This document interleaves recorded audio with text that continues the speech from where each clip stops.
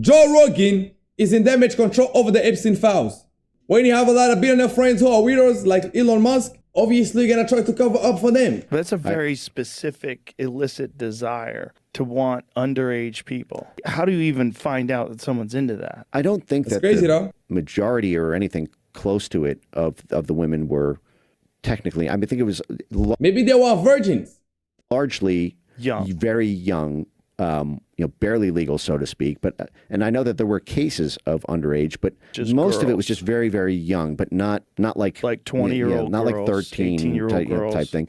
And then remember, because this is an international enterprise, and many of the clients are like in countries that don't necessarily have the same norms about that that we do. You can very easily see someone getting involved in that just because girls juice deals. All right, so the Joe Rogan experience is just getting sad at this point. It feels like it's turned into a PR tool for the Epstein clients. After maybe the biggest file drop yet, Joe had on Mike Benz, who is a Elon Musk lackey. So of course there's no mention of Elon during this podcast, even though his emails are one of the biggest revelations from the files. Yeah. Which now Elon, Mr. Free Speech, is threatening to sue people for talking about it or even associating him with the files. I'm sure Joe will have a lot to say about that. No, I mean, Rogan is cooked. People used to look forward to hearing him talk about stuff like this, but now he's way too connected to people involved with Epstein. So Elon Musk got exposed so badly, bro. I remember like last year on Twitter, he was like, Epstein wanted me to come to his island. I declined that offer. I was focused on building bigger things, sending rockets to space, building electric cars. And now that he got found begging. Epstein! What is the water's party out? That's the reason why I don't suck up to any of these motherfuckers, bro. They may be rich, they may be famous, they may be powerful, but I don't give a fuck.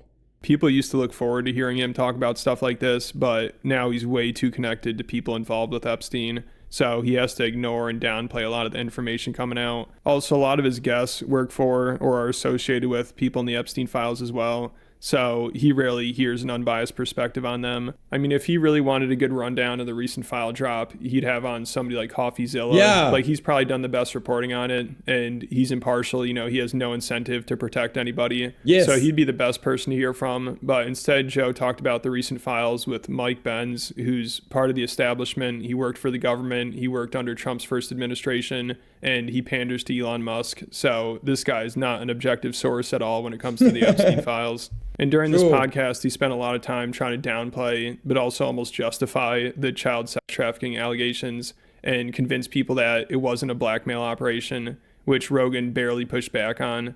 Like, he used to say it's a pedo island with cameras everywhere. They have dirt on all these high profile people. But now it's like, were they really underage girls? Is there a blackmail operation? And Jeffrey Epstein, you know, for the past 3 years of their lives has been the best weekend they've ever had. Has made them feel alive again in their mid-50s or 60s.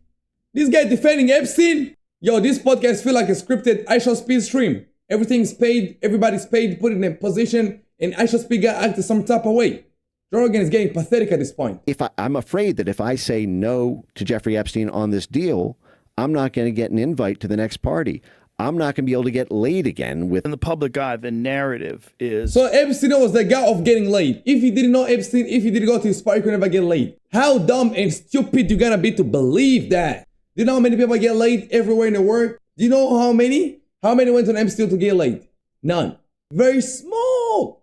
Like, stop trying to defend him like he's the guy who would throw parties, who would make people feel alive again, who would make people feel loved. No, this guy's a fucking pedophile. And he run a pedophile ring. I'm not going to be able to get laid again with... In the public eye, the narrative is underage girls. And this is the thing that makes it so disgusting. When people talk about it, everyone says kids on the island. This is the big conspiracy about it. And this is the reason why people are so outraged about it.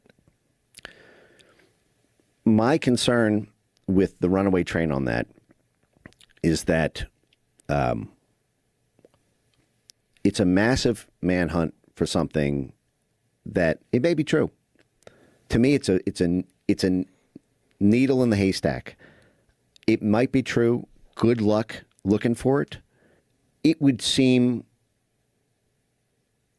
ludicrous to me that Epstein doesn't mean it's impossible, but logistically, if Epstein ever directly threatened someone proactively, that is, if the person tries to blackmail Epstein, Epstein could, reactively say, well, I've got shit on you too.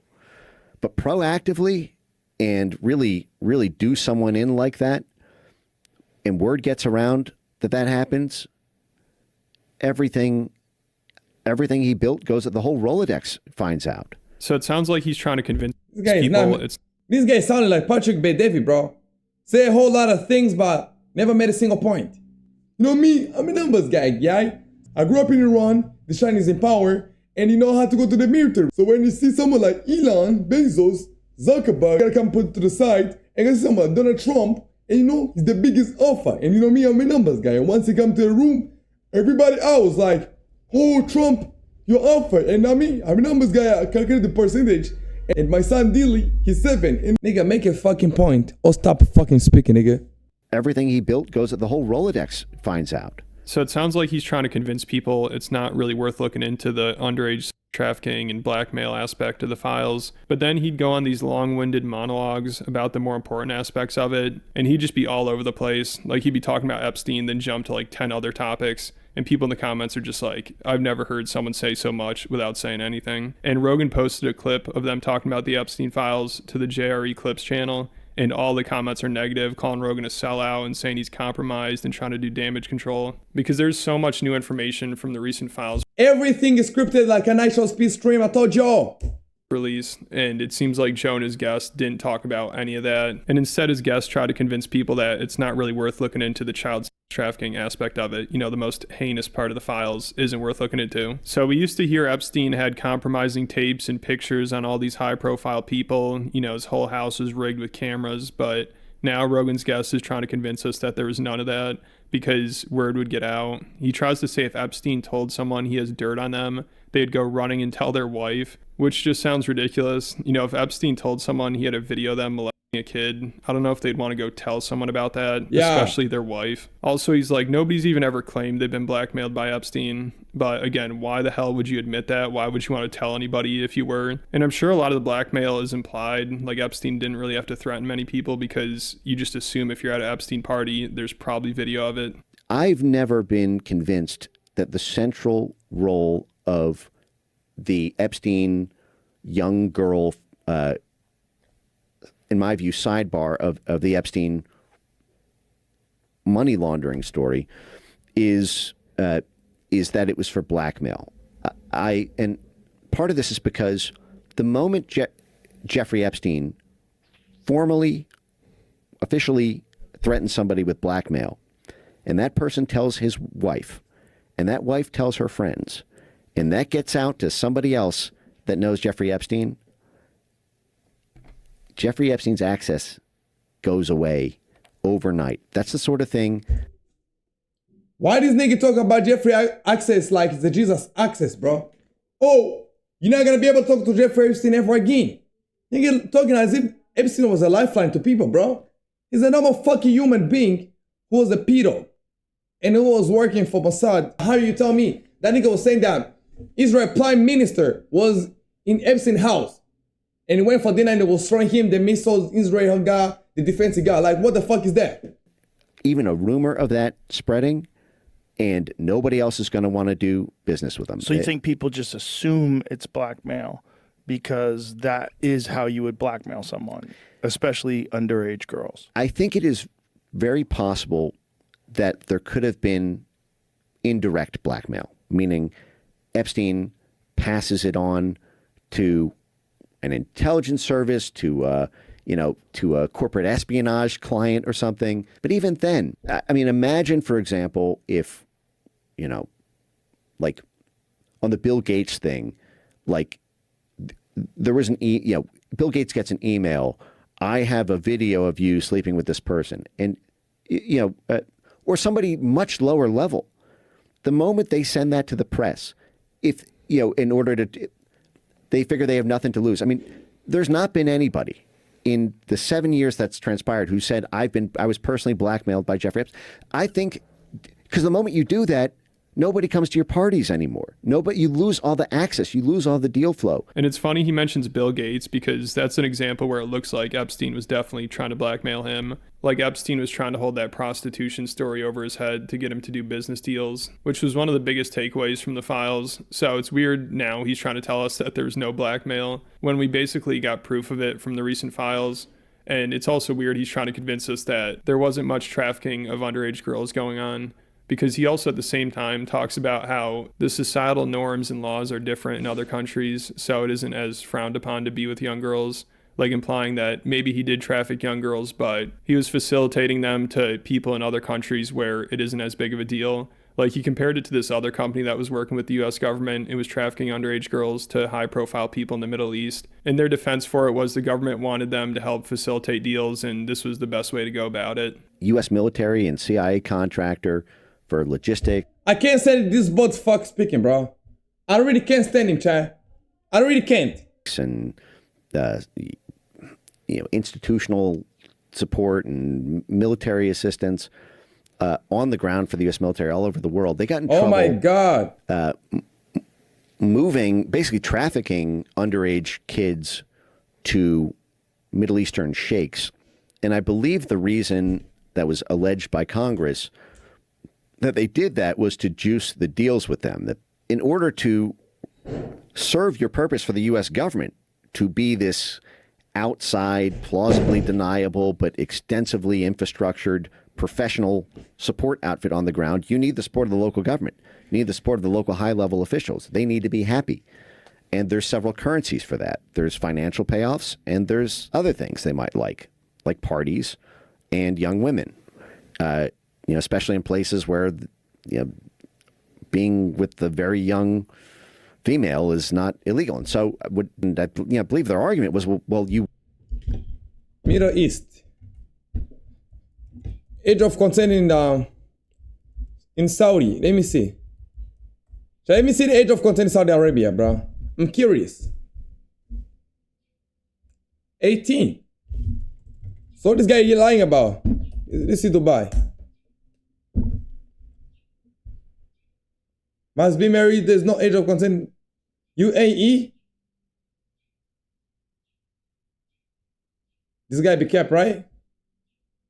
Nah, this is actually real though. Now this is actually real though. All right, you must be married. Wanted us to do this thing on the ground. You wanted us to help the U.S. military and kind of covert support nodes that were happening here. We had to do it somehow. This is part of what helped us do that. I would not be surprised if the Epstein trafficking apparatus started with similar motivations. Not that it's not necessarily for blackmail, but because it makes clients or customers or VIP people happy. It makes them owe you something. It makes them want to get involved in a deal you do. And then remember, because this is an international enterprise, and many of the clients are in countries that don't necessarily have the same norms about that that we do. You can very easily see someone getting involved in that just because girls juice deals. And so I don't think that Epstein, I've not seen evidence, and in my view, you don't need any of that to understand the core part of the Epstein story that has relevance to your life today in terms of your own government and the workings of power and corporate finance and the like. So this is what the Joe Rogan experience has turned into. It's crazy. And he'll probably just ignore Elon's emails. Bro, that nigga can make you fall asleep. And all the relevant information in the files. Now he's got to be really careful when he has on his comedian friends, because they usually just go off about this stuff and don't hold back. I mean, it seems like every episode he does now with Theo Von, Tim Dillon, or Kurt Metzger, and he gets really uncomfortable and tries to change the topic a lot because he doesn't want to upset his tech friends and his friends in the government who are all over the Epstein files. But hopefully I'm wrong. Maybe he'll surprise me and have on someone like Whitney Webb or CoffeeZilla, but I doubt it. I think he's in too deep. Yeah, Epstein, no. Joe Rogan want to keep the connections that he have. That's the reason why he never gonna do that. And that's really embarrassing. That's really pathetic from Joe Rogan to see that's what he turned into. At one point, it was this bad alpha male, the guy who does the right thing. But right now, he does what pleases his masters. You want to be with Elon. You want another podcast with Trump. That shit boom. So, yeah, crazy, man. Crazy how people change for money, bro.